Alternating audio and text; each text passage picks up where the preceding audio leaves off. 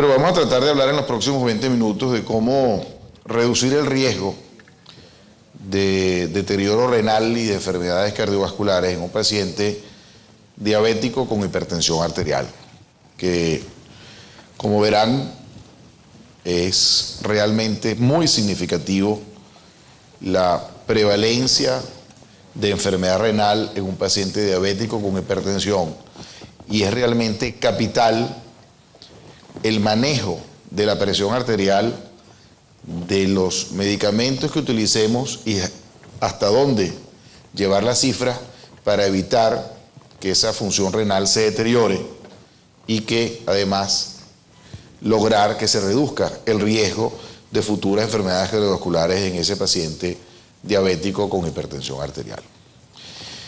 Como punto de partida, todos los años la Asociación Americana de Diabetes saca alrededor del primer trimestre, entre febrero y marzo, lo que ellos llaman el Standard of Medical Care, que no son unas guías como tal, sino son unas recomendaciones de expertos de cómo debe ser el manejo óptimo de los pacientes con diabetes. Esto es un documento que se actualiza todos los años.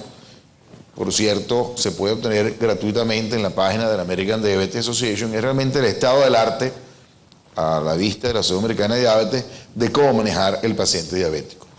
Y este año, en la edición de 2012, ellos dicen de manera bastante clara que las metas del tratamiento para el paciente hipertenso con diabetes en relación a la presión sistólica debe ser por debajo de 130 milímetros de mercurio, que basado en las características del paciente y en las respuestas a la terapia puede haber una presión, unas metas de presión más altas o más bajas. Lo que quiere decir este segundo párrafo, que ese 130 no es 130 para todos y que uno debe individualizar a cada paciente. Y por último, en relación a la diastólica, que los pacientes con diabetes deben ser tratados por una presión sistólica por debajo de 80. Esto, a mi entender, carece de cosas fundamentales. Número uno, cómo hacer esa individualización. Y número dos, menos de 80, pero qué tan menos de 80, y menos de 130, pero qué tan menos de 130. O sea, sabemos el techo, que es 130-80, pero es importante conocer el piso para no hacerle daño al paciente. Cuando nos enfocamos, como dice al principio, en diabetes e hipertensión arterial, tenemos que hacer esta trilogía: diabetes, hipertensión arterial y nefropatía. Fíjense que los diabéticos tipo 1, 30 a 50% de los pacientes tienen microalbuminuria y aproximadamente 3% de esos pacientes progresan a macroalbuminuria anualmente. En la diabetes tipo 2, de 20 a 30% tienen microalbuminuria y 5% por año de todos esos pacientes con microalbuminuria progresan a macroalbuminuria. En relación a la hipertensión arterial y nefropatía, en el tipo 1, 41% de los pacientes diabéticos hipertensos tipo 1 tienen nefropatía diabética. Pero los tipo 2, que son la mayoría que vemos nosotros los cardiólogos, el 93% de los pacientes hipertensos que tienen hipertensión arterial tiene algún grado de nefropatía. Es decir, prácticamente todo paciente diabético que sea hipertenso, diabético tipo 2, tiene algún grado de nefropatía. Dicho de otra manera, el 75% de los pacientes con diabetes tipo 2 tiene una tasa de filtración glomerular menor a 90 mililitros por minuto. Es decir, están por lo menos en enfermedad renal crónica estadio 2. Si nosotros vemos lo que es el modelo actual de la nefropatía diabética, lo que está aceptado como una verdad de perogrullo, vemos que hay dos modelos de comportamiento de los pacientes en relación a la progresión de la excreción urinaria de albúmina, que es la línea verde, y la progresión de la tasa de filtración glomerular. Lo que está aceptado es que el paciente comienza con un estado de hiperfiltración, donde tiene aumentada más bien la tasa de excreción urinaria de creatinina, y comienza a presentar microalbuminuria. Esa microalbuminuria va progresando con el tiempo, va progresando, se llega a un plató de disminución inicial de la tasa de filtración glomerular hasta que las líneas se cruzan, comienza a haber una franca excreción aumentada de albúmina pasando de micro a macroalbuminuria y hay un descenso significativo de la tasa de filtración glomerular. Si esta es la verdad, si esto es lo que ocurre y no vamos a ver otras cosas en adelante, nuestro objetivo fundamental debe ser evitar que progrese la microalbuminuria y evitar que progrese la disminución de la tasa de filtración glomerular. Pero recientemente, entre otras cosas, capitaneado por los trabajos de un canadiense que trabaja en Boston, el doctor Perkins, se ha demostrado que este modelo no es absolutamente cierto en todos los pacientes diabéticos y que ese comportamiento puede ser diferente. Puede haber pacientes, como esta segunda línea verde, que tienen microalbuminuria y que espontáneamente, hagamos lo que hagamos, con tratamiento o sin tratamiento, con BRA o sin BRA, con IECA o sin IECA, va a desaparecer la microalbuminuria y va a permanecer por un tiempo prolongado la albúmina normal. Va a haber otro grupo de pacientes que independientemente de lo que pase con la albúmina, va a progresar de una manera rápida y progresiva, valga la redundancia, hacia una pérdida muy significativa de la tasa de filtración glomerular. De hecho, en esta serie de estudios, entre los cuales está el de Perkins, el Eurodiab hecho en Europa, el SHIGA, población asiática, y el DABOER hecho también en Europa, con este importante número de pacientes y con seguimiento entre 6 y 13 años, vemos que hay una remisión espontánea de la microalbuminuria entre 40 y 50% de los pacientes, y que más bien la minoría de los pacientes progresa. De hecho, un metaanálisis de estos estudios concluye que la microalbuminuria es un fenómeno funcional de la diabetes y la mayoría de los pacientes remite espontáneamente a la normalidad. Por lo tanto, ese objetivo fundamental de disminuir la microalbuminuria no parecerá ser tan importante cuando el paciente puede espontáneamente remitir sin necesidad de tratamiento. Y más importante, en relación a este comentario, ensayos recientes como el Altitude, como el On Target, como el Roadmap, demostraron que aún disminuyendo la microalbuminuria con tratamiento, siendo efectivo la dosis de BRA y una sustancial reducción de la microalbuminuria, o la combinación de un BRA con un inhibidor de la renina como el Aliskiren, que produce una reducción sustancial de la microalbuminuria, esto no se refleja ni tiene ningún grado de paralelismo en reducción de la progresión de enfermedad renal ni en reducción de eventos cardiovasculares. Por lo tanto, no pareciera haber un real paralelismo entre mejoría de la función de excreción de albúmina y mejoría de la función renal, riesgo cardiovascular. Es decir, la microalbuminuria es un marcador de riesgo, pero no es una meta de tratamiento. Un paciente que tiene microalbuminuria, que por esencia lo que nos está diciendo es que ese endotelio del riñón está desfuncionando, tiene peor pronóstico que un paciente que no tiene microalbuminuria. Pero mejorar la microalbuminuria no es suficiente para decir que vamos a mejorar el pronóstico renal y cardiovascular de ese paciente.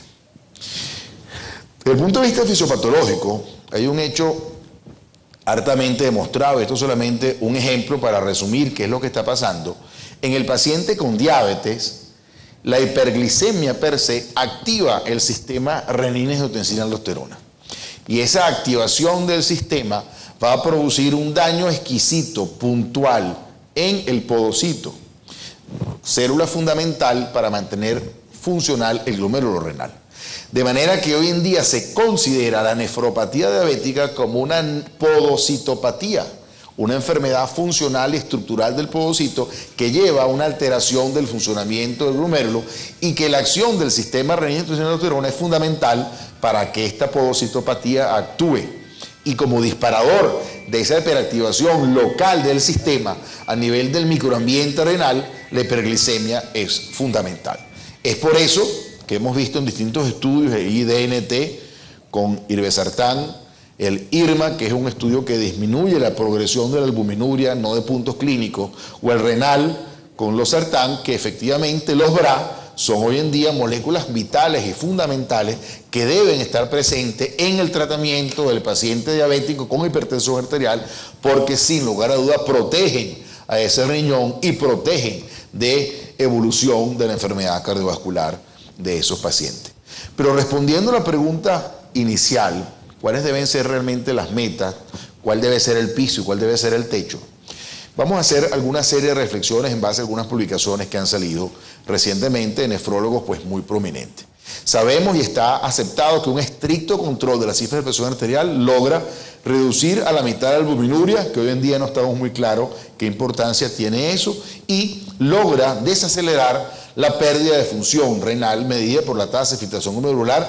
Y hoy en día, esto también como acotación práctica, hoy en día con la fórmula tanto MDRD como la fórmula Cockcroft, no se justifica en la gran mayoría de los pacientes medir creatinina de 24 horas.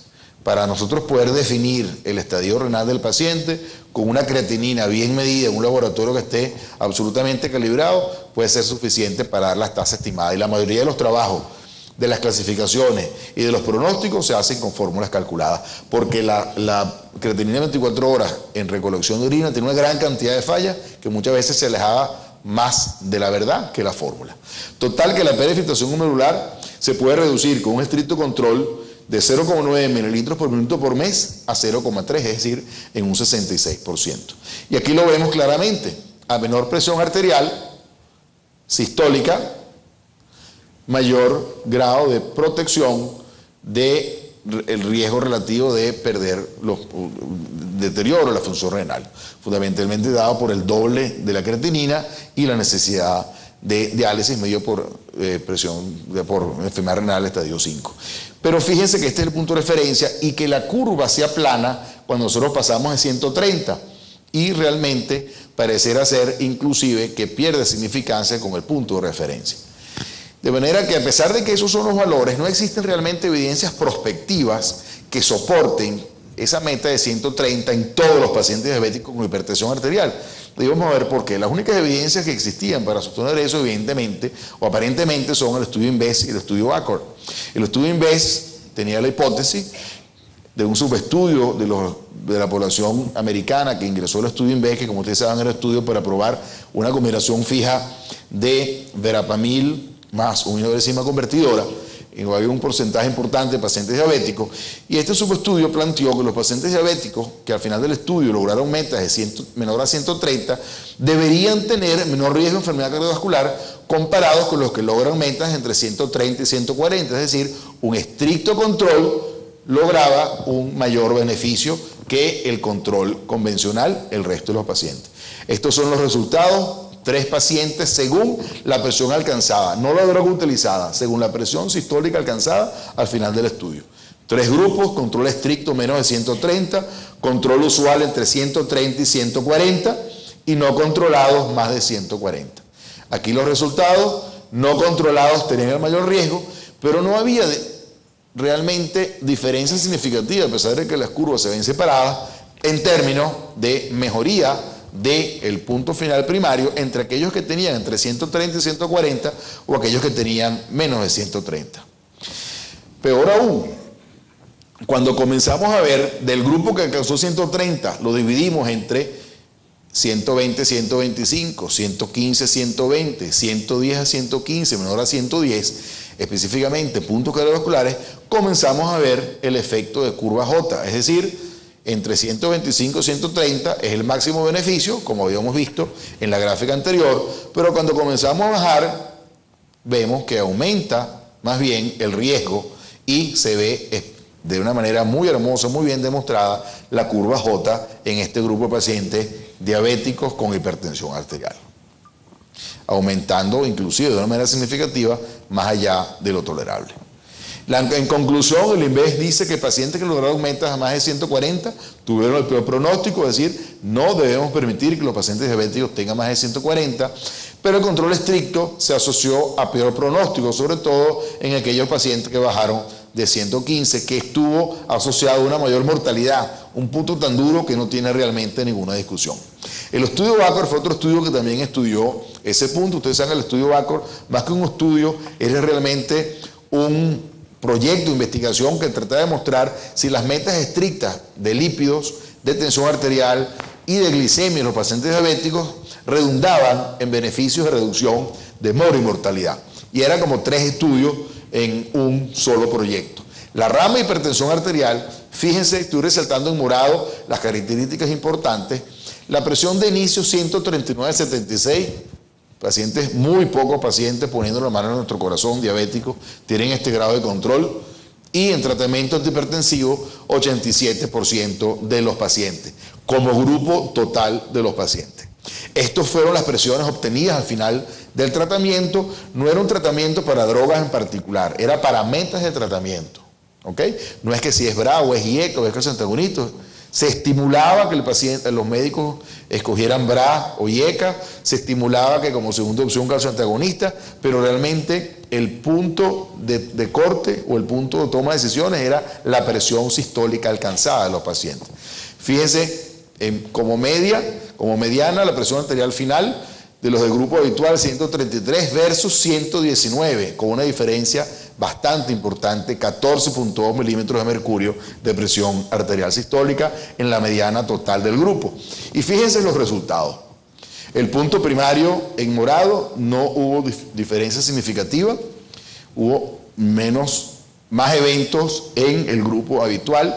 Mortalidad total, hubo una tendencia a menor mortalidad en el tratamiento intensivo, no significativo. Muerte cardiovascular, una discreta tendencia, no significativa. IM no fatal, mayor cantidad de infartos no fatales en habitual, no significativo, pero sí hubo diferencia en ictus no fatales y ictus totales a favor del cuidado intensivo. En conclusión del estudio ACORD, no hay evidencia concluyente de que una estrategia de control estricto en el paciente diabético reduzca eventos cardiovasculares. Hubo una tendencia no significativa, mayor mortalidad en el grupo con control estricto, hubo una tasa mayor de efectos adversos, hipotensión y deterioro de tasa de filtración glomerular en el grupo de control estricto. Esto es importante, hubo más hipotensión y más deterioro renal. Y sí hubo como beneficio 41% menos ictus en el grupo de control estricto. 2 minutos. Perfecto. A medida que estos resultados fueron saliendo, comenzaron a salir una serie de comentarios editoriales hablando de la meta para tratar de definir, y vamos a definirnos para llegar a la conclusión final, que ya nos quedan 3 o 4 diapositivas. Meta. No existen evidencia de que valores inferiores a 14,9 mejoren el pronóstico del paciente diabético con nefropatía. Por el contrario, existen estudios que sugieren, esto es muy importante, que hay un aumento en la tasa de ACV en pacientes con microalbuminuria y metas de tensión arterial por debajo de 130/80. Entonces, ¿qué hacemos? Hay que individuar a los pacientes, pero ¿cómo? Fíjense, aquí tenemos 2 grupos de pacientes con proteinuria en los círculos, con proteinuria significativa en los cuadrados, y vemos que aquellos pacientes que tienen proteinuria menos de 1 gramo, realmente el pronóstico, independientemente de la cifra de presión arterial, no varía. Pero aquellos pacientes que tienen proteinuria significativa mayor de 1 gramo, sí hay una franca relación entre mayor cifra de presión sistólica, mayor deterioro de la función renal dado por el doble de la creatinina o avance a enfermedad renal terminal. El doctor Parvin hace con el metaanálisis el estudio de nefroprotección en pacientes con diabetes y ECA, sugieren que una presión entre 110 y 129 puede ser protectora en pacientes con proteinuria mayor de 1 gramo. Entonces ya vamos aprendiendo a cómo individualizar a nuestros pacientes. Pero menor a 110 está asociada con mayor riesgo de eventos cardiovasculares. Otro comentario, los niveles de proteinuria definen el riesgo de deterioro renal. Una vez más, no hay evidencia concluyente para definir una meta de presión arterial sistólica menor a 130/80 en este grupo de pacientes. Pero hay evidencias que sugieren que pacientes con proteinuria mayor a 1 gramo se benefician de esa meta menor a 130/80. Pero hacen falta estudios para probar si en pacientes con proteinuria entre 300 y 1000 se benefician. Este es un área gris que todavía no tenemos. De manera que ya, últimas 2 diapositivas, el doctor Barkis, miembro y uno de los pasados presidentes de la Asociación Americana de Nefrología, plantea que definitivamente en relación a las metas no hay beneficio demostrado en bajar la presión arterial en pacientes con microalbuminuria. Independientemente que se baje la microalbuminuria a cifras más allá de lo habitual, esto no redunda en beneficio, por el contrario, puede haber hipotensión y producir más daño. La totalidad de los eventos cardiorrenales y los metaanálisis sugieren que una presión arterial menor a 130/80 no reduce la incidencia de nefropatía ni reduce eventos cardiovasculares en pacientes con diabetes, a menos que, una vez más, la proteinuria como marcador esté por encima de 500. O sea, la proteinuria es un marcador, nunca una meta. Se ha visto un uniforme beneficio en reducción de ictus a niveles de presión arterial menor a 13,8. Por lo tanto, para la mayoría de los pacientes con diabetes e hipertensión arterial, la meta debería ser menor a 140/90 y solamente 130-80 si el paciente tiene más de 1 gramo por día de proteinuria o tiene riesgo elevado de ictus, dado por ictus previo, tabaquismo, dislipidemia, enfermedad cardiovascular, siempre tomando la premisa que debemos evitar, y para eso inclusive debe ser monitorizado con un mapa para ver que no haya descenso nocturno de la presión arterial por debajo de 110 milímetros de mercurio. Muchísimas gracias.